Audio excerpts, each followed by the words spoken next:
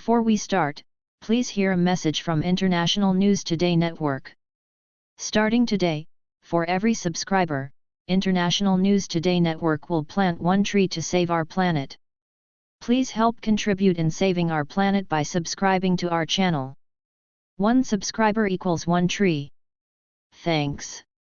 NATO should stop looking for imaginary enemies in the Asia-Pacific and never consider setting up a version of the bloc in the region, China's envoy to the UN has said.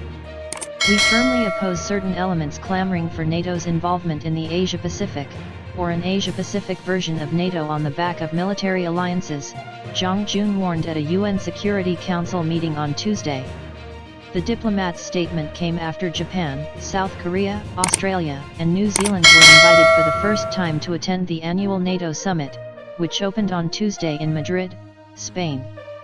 John Kirby, a senior White House security official, said last week that the participation of the four nations was not an attempt to forge an Asian version of NATO, but an indication of the linkage of global security between Europe and the Indo-Pacific. Zhang urged NATO not to use the Ukraine crisis as an excuse to stoke worldwide confrontation and not to look for imaginary enemies in the Asia-Pacific.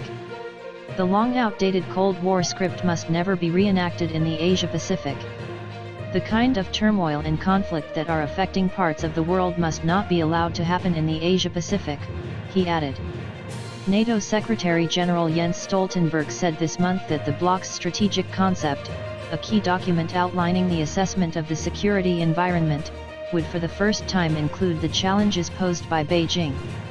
A revised version of the document will be adopted at the summit.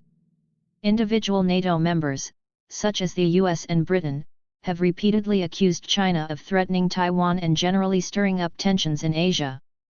Beijing, meanwhile, accused the West of meddling in its domestic affairs and of military escalation in the region.